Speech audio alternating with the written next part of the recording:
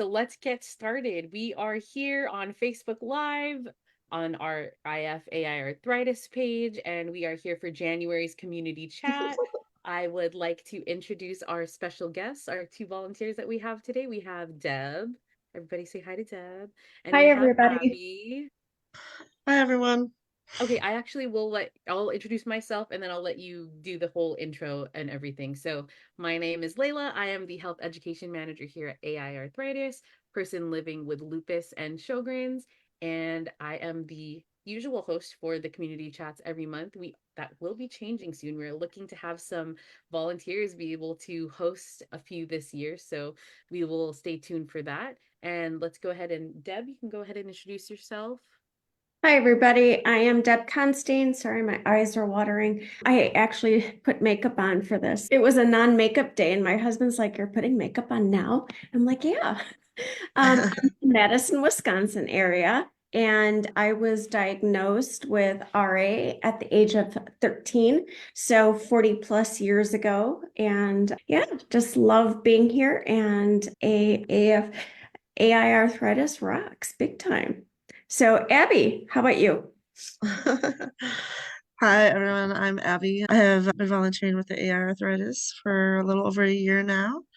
I was diagnosed with RA at the age of 6 years old.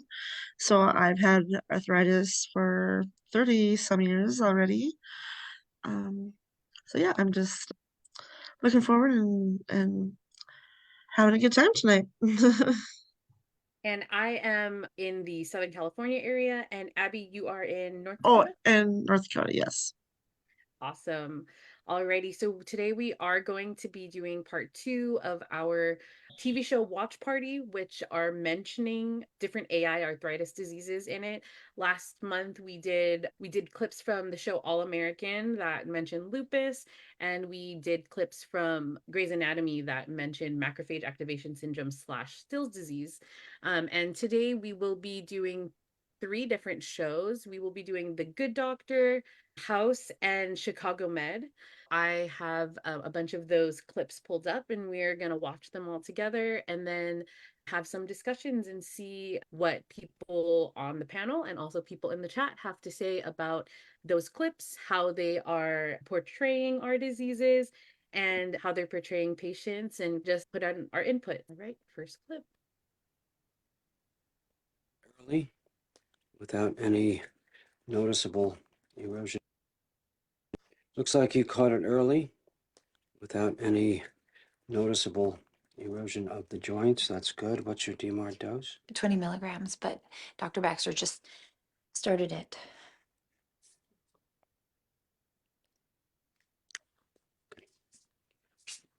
You're going to have to postpone your first lead surgery for a while, see how you respond. I'd have to explain why to Andrews and Lim. As you should. Cortisone shot is just a temporary fix. Do you know what the chances are that DMARD can maintain the dexterity you need to perform an operation in the long run? 45%. It'll change the way they see me. Yeah, you have a condition, a medical condition. They'll expect less from me. They'll be looking for me to fail. That's why I'm confiding in you instead of them. You advocated for Sean when everybody else thought he couldn't be a surgeon. I'm sorry, you're comparing arthritis to autism? I'm comparing people's assumptions, people's prejudices. I'm asking for a chance to prove myself. In the surgery today, you're going to have to create a plane as thin as paper between 2 delicate layers of tissue without disrupting the major blood flow to the brain. If you miss by 1/10 of a millimeter, the patient will suffer permanent brain damage or worse.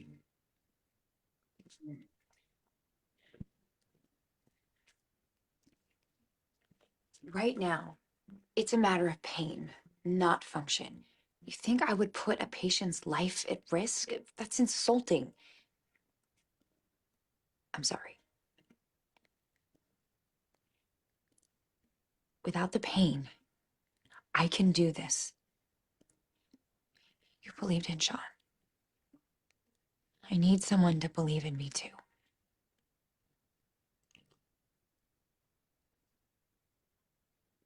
Okay.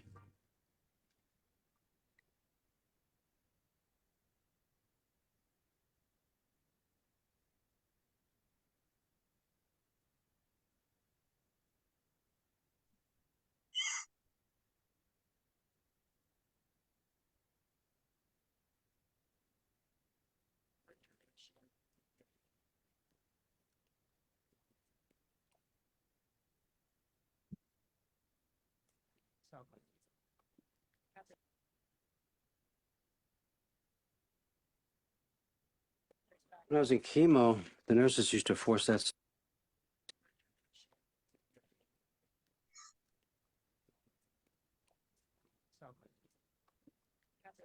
When I was in chemo, the nurses used to force that stuff down my throat, so I know you're not drinking it because of the taste. It's fast, easy nutrition. That and you don't end up puking your guts out in the bathroom.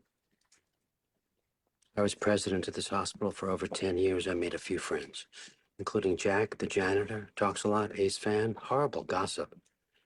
If the methotrexate is making you sick, we should try another medication. How can you guarantee that you're not going to throw up in the middle of your next surgery?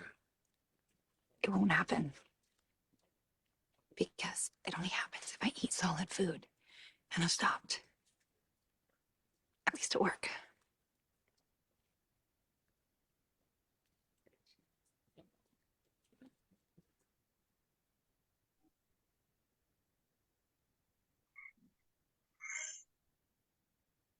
Ooh, can't hear you now. Okay, let's get some thoughts on those first two clips. Both of you both have RA, so I feel like you can definitely relate. That was heavy. That was heavy because I was getting mad.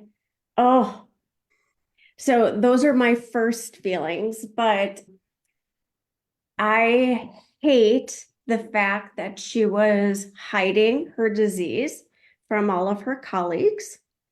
I never saw that episode. It's infuriating for me. Part of me gets it though, because and this actually wasn't even me, it was my husband. My husband wasn't telling his colleagues when I was in the hospital at times, and he'd be working from my hospital room and my IV pump was going off, and people are like, "What's that incessant beeping?"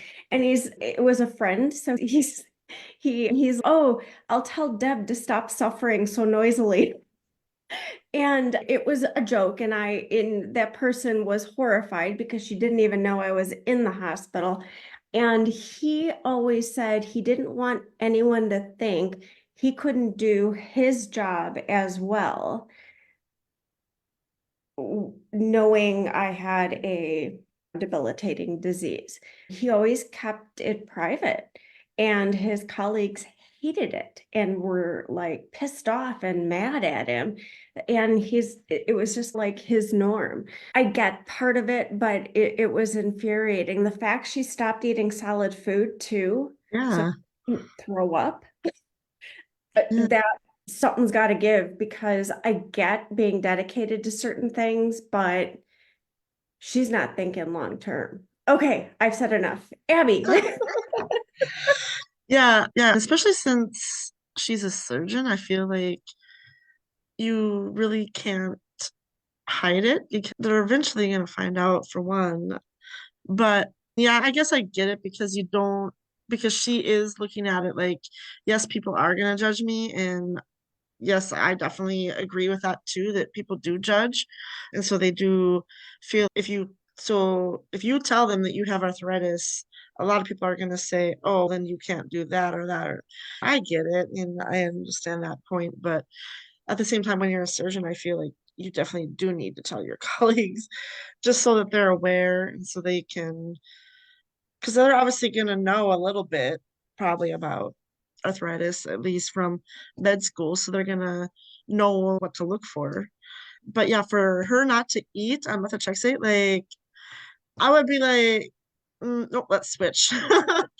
Because I wouldn't want to be throwing up all the time. And starving yourself is not the answer either. So I would probably just say, let's switch medicines. Yeah, she was drinking those protein drinks, so she wasn't eating solid food.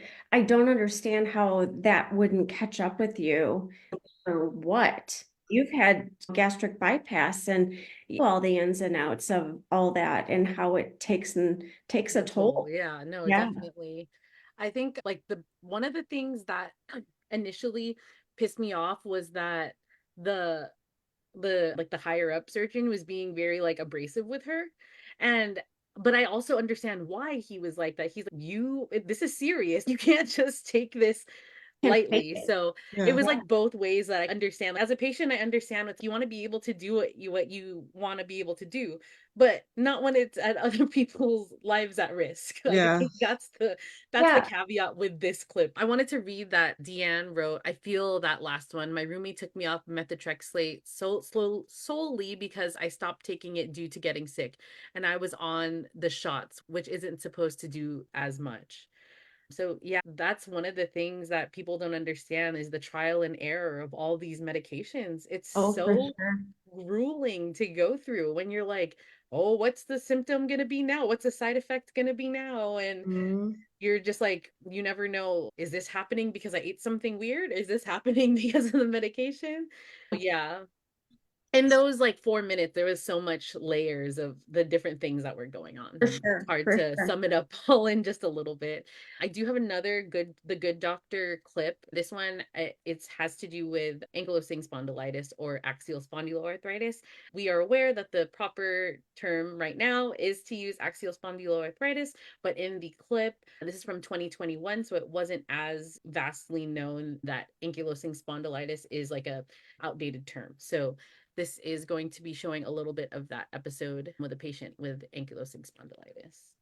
Oh, I also have to say as a warning, last month we could not watch the clips. We could only listen to some of them that were on Netflix because there's this block on Zoom where you are not able to play and share the videos.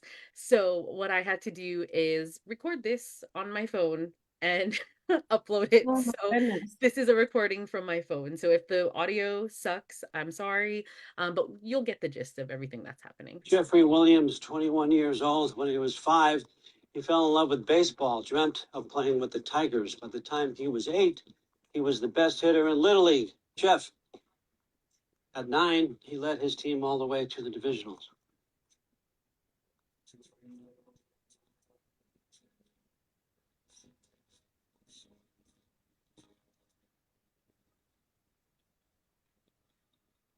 Ooh.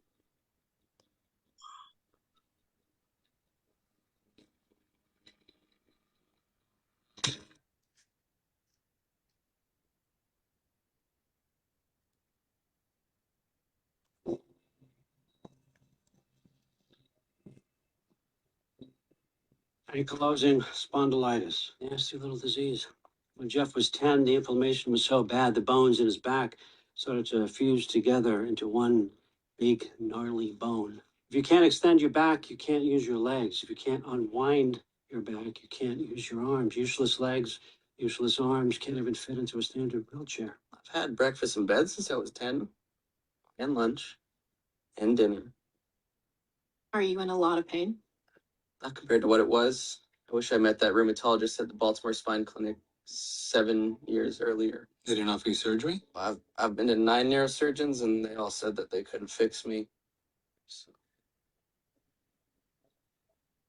But thanks to Dr. Glassman, my post-pretzel future is looking bright.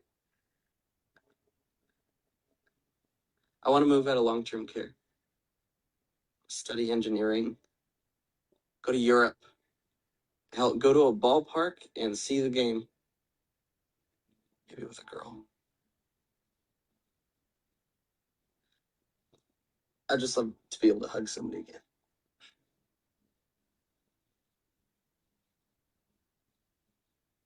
I'm going to need 2 residents to assist me with the surgery. What were you doing 10 years ago? So you could say we're doing kind of Humpty Dumpty, only this time we're actually going to put you back together again. Don't get too excited though. Dr. Andrews wants to give us a little reality check. If all goes well, you'll have a restricted range of motion and be dependent on a walker. If all doesn't go well, there is a risk of paralysis, and given the potential for massive blood loss, there's a small chance you might not survive surgery. But you have a great team and one of the top neurosurgeons in the world. What do you say? It's really happening. Yes, sir. Tomorrow morning, first thing.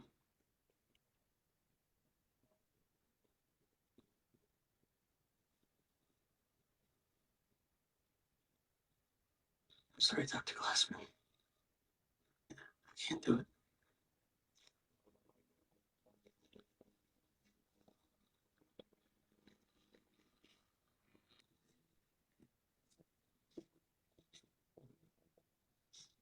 Joint cuts are nearly perfect. Nearly perfect.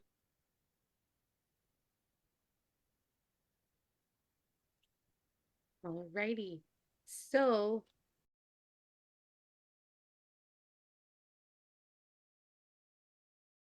that one was a little bit of a more extreme case of axial spondyloarthritis.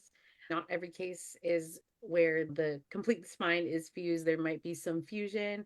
It usually happens a lot slower than between, I guess he said 10 and 17 is when most of it happened. I think it's really scary seeing what could happen, how fast the disease could progress, and what can happen to such a young child. That in the beginning, the doctor explained he was a little league champion, he was so good at all these things, and all of us here uniquely were diagnosed as kids. We can speak on that part of this too. But I think like they do a really good job of evoking the emotion of feeling so bad that he has such a restricted life. But he basically says at the end that he values, even with the restrictions that he has, he values his life enough with the experiences that he's had to not risk it to get any worse. So that's why he ends up not having the surgery. Um, any thoughts on, yeah, especially being diagnosed that young and everything like that? I just remember being 13. I was freshman going into high school, and I had a foot surgery. So it was just a bunionectomy, and it was supposed to be a simple surgery. And I came home a very different person. That was my trigger.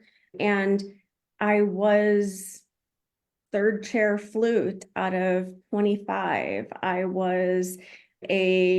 used to swim competitively, and all of that went to the weeds. I've never picked up my flute since because I've never been able to. And I tried at one point years after and to put my fingers over the holes of my flute, and I wasn't able to do it. And that was my moment because I wouldn't give my flute up. And that was my bless and release. Okay, that will, I think I always had hope that I would be able to play again. And then actually physically, you can see my hands are very crippled, and I I gave my flute to my pastor's wife, so my pastor's wife and daughter could play together in church and things like that. So it'd get used, because I'm like, why am I holding on to this anymore? But again, it took probably 30 years to get there. Which I get it. And that was very dramatic. I think I was like, whoa, like when I saw his back, because it was like, holy smokes, just to see. And without going to a rheumatologist, how did he go without a rheumatologist for so long and have all that damage happen? They said that it was a sprained back or something like that. And it's okay, sprained back is not supposed to feel like that. Yeah, Well, no, I can't even imagine. no. I also wanted to mention that the enthesitis part of JIA also has to do with juvenile axial spondyloarthritis. And just with this young person, it really reminded me of the big project that we've been having, the JIA Yeah. communication aid tool, which talks about referring out and making sure that patients are able to get diagnosed faster and things like that. Dan and Daleen, if you can send the link to the JIA project, that would be amazing. For any of you who knows anybody who is a juvenile who has an AI arthritis disease, or family members, parents, please take a look at that project. It's been a really good thing to basically have communication be expedited and streamlined for those juvenile patients. Yeah. Any comments, Abby, on this clip? Yeah, when I saw his back too, that was crazy. Like how I was not expecting that at all. That was definitely a shock. And that's too bad that he wasn't able to see a rheumatologist sooner. So For sure. I think about just with every surgery I've had two cervical neck fusions, and the second time I had my surgery, the first one was between C7 and C8. But what they didn't tell me is that the next vertebrae was going to break down. They didn't tell me that. So I didn't know I was going to have further surgeries. And when they went from C2 all the way down to T1, which is in more the non-movable area, I remember them telling me I may not have, this is my range of motion, but that's as far down as I can go. And that's as far back as I can go. And they told me that I would be even less limited and I wasn't going to be able to see my shoes. And I made peace with it, not knowing. But then after surgery and everything, I've had better range of motion. I need to know all of that prior to surgery so I can make peace with it. So if it's good news after surgery, then yay rah. And if it's not, then I'm there Prepared. and I'm Yeah. okay. Yeah. Yeah, that's how I am too with making decisions. I want to, not that I want to, but my mind automatically goes to the worst case scenario anyway. Me So too. I'd rather know it and Yeah. then fully make the decision. But I Yeah. totally agree. All My right. So husband didn't like that. He's like, why would you want to know that? And I'm no, like, yeah, Joseph's like that too. He's like, you need to think positive. And I'm like, I know. I need to know Yes. actually.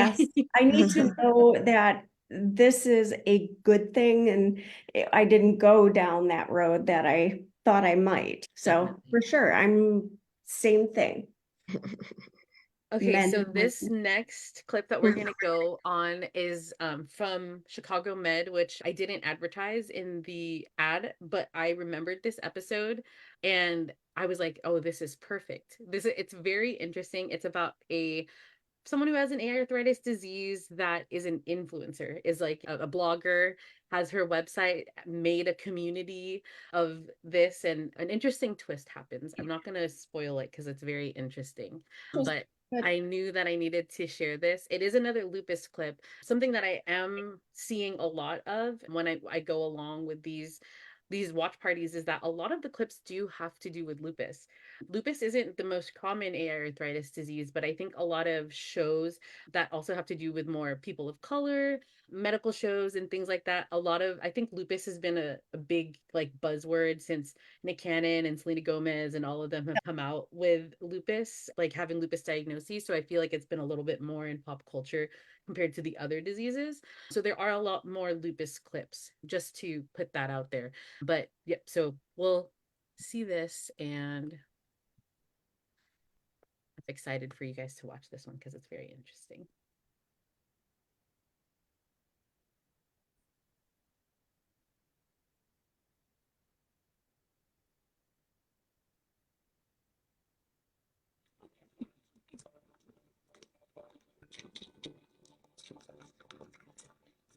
Going to Baghdad? Candace Mason, 31-year-old female, pedestrian struck at low speed, no loss of consciousness. C-spine cleared in the field, vitals are stable, and pain confined to her left elbow. Hi, I'm Dr. Halstead. This here is Dr. Scott. I swear I looked both ways before I crossed the street. I'm sure I did. I don't know how I didn't see that car coming at me. It's okay, we got you. All right, transfer on 3. Ready, 1, 2, 3. Oh my God.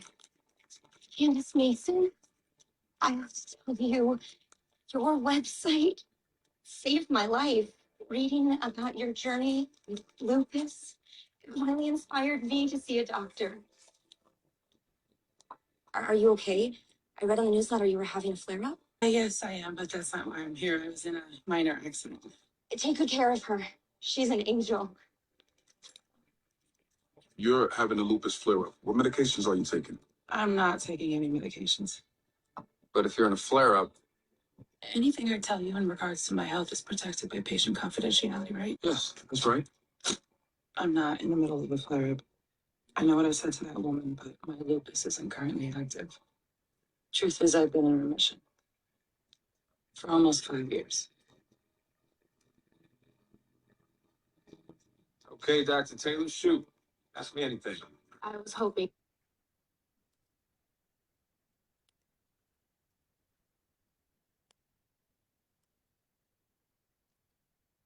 Your white blood cell count is slightly elevated, but that's pretty normal following the trauma. It's likely from the stress. And your elbow x-ray was negative. You'll just want to ice it for a few days. I feel like I should explain. You don't have to explain anything to her. I launched this website a few months after I was diagnosed with lupus. When life gives you lupus, Oh, you saw it. The only reason I haven't advertised my remission is because you saw that woman who approached me. The website is a lifeline for so many, and I felt that bragging about my remission, it would dilute the message. messaging is key, right? Especially when it comes to fundraising. Any questions for us, Candace? No, I don't think so. Oh my God. You okay? You sure you didn't lose consciousness? Yeah, I'm pretty sure it all happened so fast, though. Yeah, let's get a head CT just to be safe.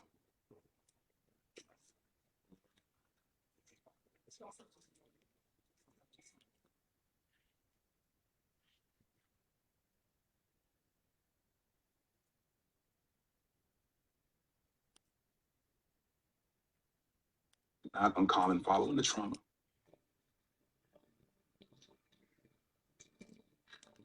Your head CT was clean, no signs of a bleed. It was likely just a migraine, not uncommon following the trauma. Nurse will be ensured with the discharge paperwork. I'm not one of those people who pretends to be sick to feed their ego or scam people out of money, I swear. I believe you. I usually tell when someone's shooting straight with me, and I think you are. Thanks. But we'll say your fear that your message will lose its impact if it's not delivered from the trenches, I don't know if that's true. If anything, you give people hope. I've considered that, but if I'm being completely honest, it's not just about the messaging. Before I was diagnosed with lupus, I was pretty much alone, but this disease, it gave me a community for the first time in my life. And if they know that I'm in remission, You'll feel like an outsider. Yeah, I get it. But the path that isn't yours, there's a steep price to that, too. I know. I hate lying to all these people. Dr. Scott, just wanted to let you know your patient's out of surgery. Oh, thank you.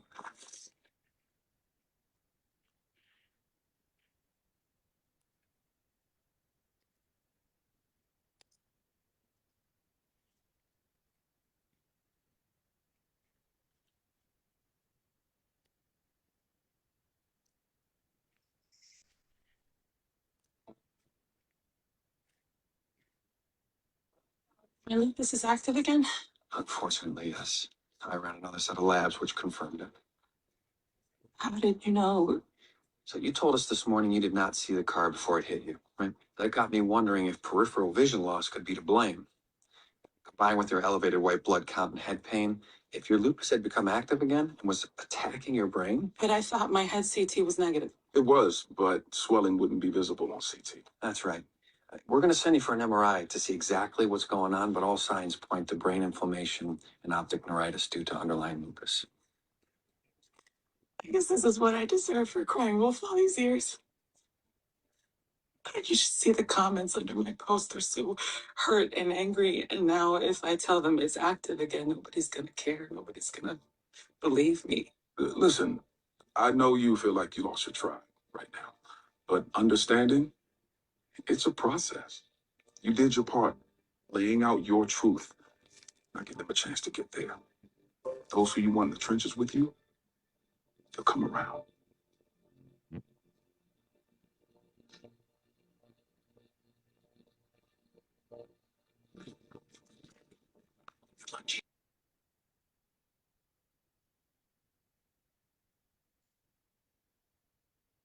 Oh, Interesting one, right?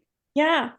I didn't want to interrupt like I did the other one, but like when she said I'm in remission, I just wanted to be like, yes. I just wanted to like cheer. And then the fact that's the way her brain went is absolutely crazy. Like what the doctor said, it gives other people hope. I know I'll never see remission, but if somebody else does, I am there right along with them, cheering like crazy. Oh my goodness, I felt like I was on a roller coaster. So, did she tell her clientele that she was in remission? Yeah, She was, there was like a little clip where she said, "Okay, I think I'm gonna tell them the truth."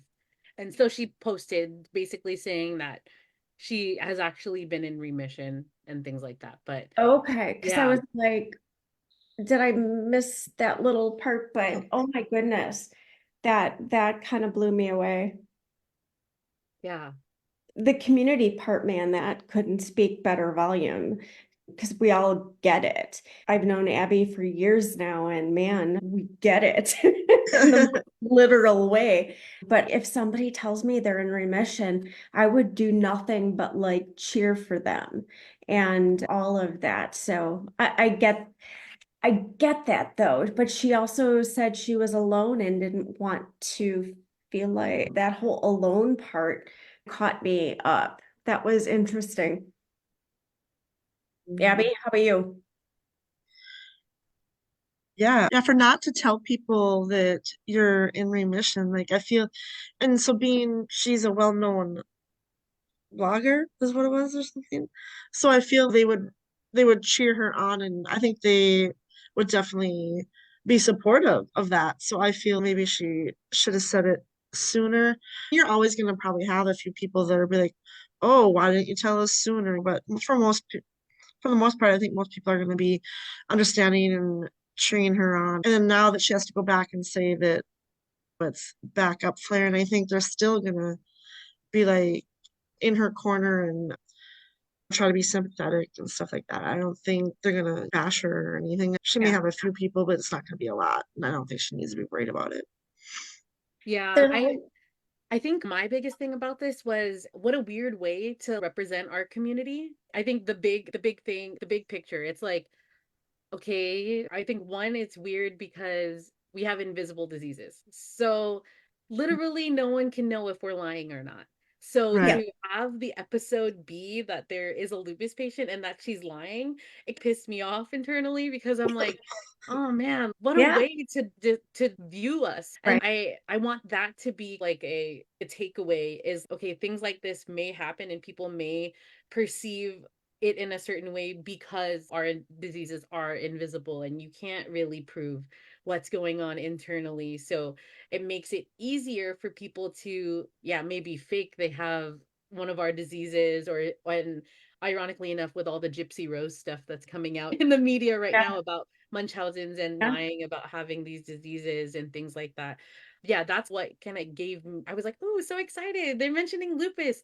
Oh, but they're mentioning Yeah. lupus like Yeah. this. That was my Mhm. reaction. Yeah. Yeah. I think over the years, I've realized that there are people that are energy suckers. I'll call them that because I think we all understand what that is. And they're taking, and it's not good for me. So I've had to, what I call, bless and release them. I need to do what's best for me. And just, I can't, with everything on my own plate and my own family, my little trio here, I just can't for those type of people. And I think we all know certain people that fit into that little piece. And I've just realized for those kind of people, let them go. Yeah, there's always going to be someone that's doing the opposite of what the community is Yes, about. kind of what I And was going with that, yeah, for yeah, sure. exactly. And it's again, it sucks that this is the way that our community was represented, but again, a way for us to use it and spin it around and use it as awareness and things like that. So, Absolutely. Absolutely. Because yeah. again, that's why we know we can lean on. If I've got a shitty time, Layla, I'm going to light your phone up kind of thing. It's just like how that goes. And we lean on each other for that extra little bit of strength that we don't have at the moment that we're looking for. So I get it for sure. And Yeah, both that's, Deanne and Daleen agree that the community is the best part of oh, of like these diseases, Oh, and it shows that in the clip. So that is not that's not a bad thing about the clip. It really does show the community and how much it does mean to people. Yeah. I 100% agree. I was never in a room full of people like me for probably the first 20 years of my journey. I wasn't around people like me, and you just always suck it up and keep going, and until I met that community, and then it was like, holy smokes, I've really been missing out for years.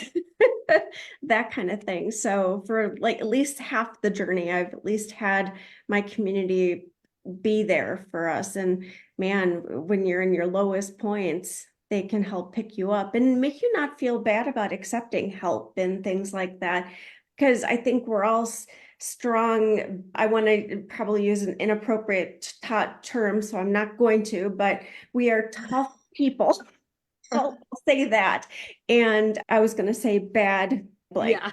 but but again, I think it just shows that it's okay to ask for help too and accept help, especially when I've had surgery and I know my family's going to starve because I'm not, I can't do anything about dinner and stuff like that. So it takes a village, doesn't it?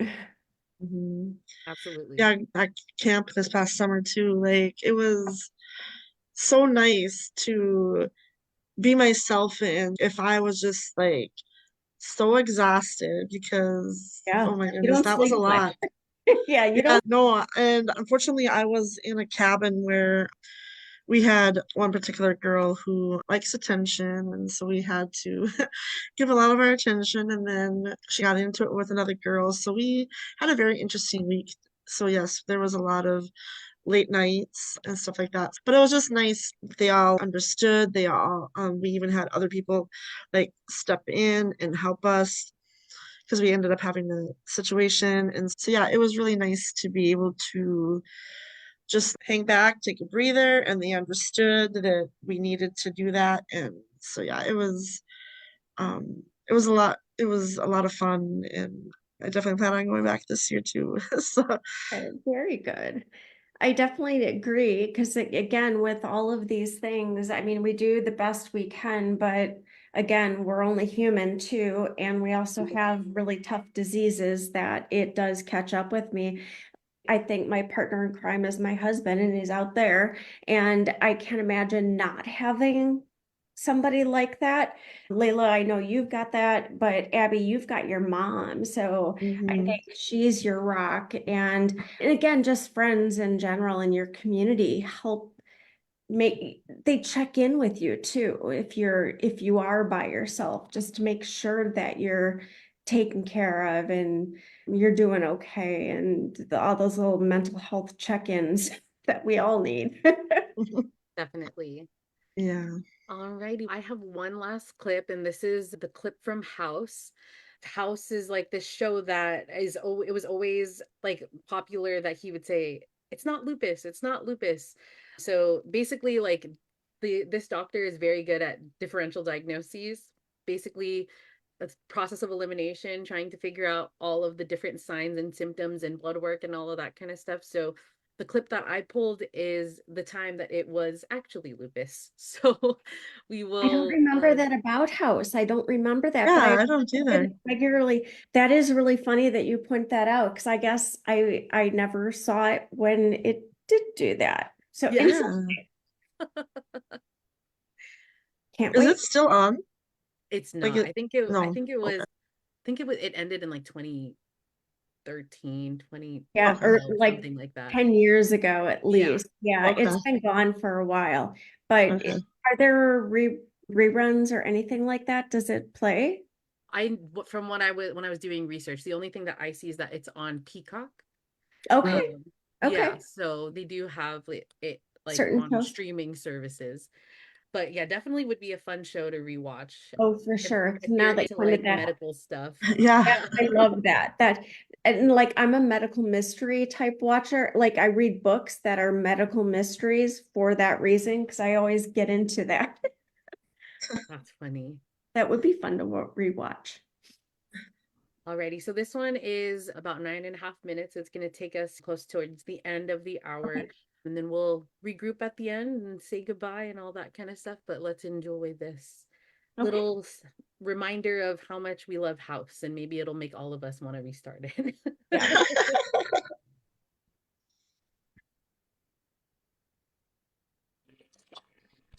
Is that part of the act? I'm new. I think so. Maybe not. Get up here!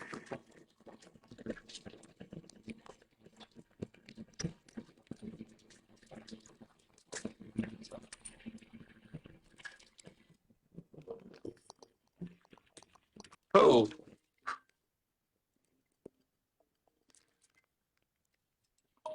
That's my card. How did you do that? Do it again.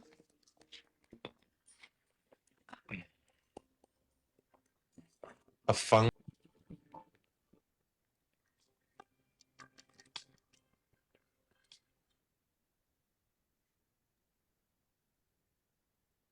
So really not sure how he got there. That really didn't make much sense to me, to be honest. Because it was like, it's just his shtick about being like so anti everybody else. That's what he does. And then he Yeah. starts throwing everything out. Yeah, that was really weird. And then was. the fact that they followed him and were like, oh, Yeah. I understand the blood typing and the antibodies and that, okay, your lupus can cause you to make extra antibodies. Never knew that it could cause to possibly have your blood type read as something different because of the antibodies. I Um, had no idea either. That was really bizarre. Yeah. yeah, yeah, very interesting. I also am just like, can we get a fact check on this? Yeah, but that one was fun and it was goofy and it was a good one to end the night on. I did want to say thank you both for joining me today. I really appreciate it. It was fun getting to just comment on all these clips with you both. You bet. That was fun. A lot of fun. Yeah. Yeah. Alrighty, thank you all again for joining in the chat. If you're watching this later on, thank you so much for watching this. Hoping that you all enjoyed the different clips that we watched. We are going to be having a community chat next month on the 15th of the month, just like always. So stay tuned for more information on that. The topic is going to be peer advice for people who are not yet diagnosed or are mystery patients. If you were one of those people, please join in and give us some advice from your experience. I'm going to see who we can get on to make it a really fun and interesting story. I know that Tiffany has a really good mystery patient story. Kelly does too. And there's a lot of other people in our organization that have been mystery patients. We're going to want to get some interesting advice from them. Yeah, RA wasn't my first diagnosis either. It Yeah. was lupus, actually. So, Wow. yeah, I went all over the place. Mm. Alrighty, you both have a great night. And everybody else watching, thank you so much. And we will talk to you all later. Have a good one. Bye, everybody. Bye.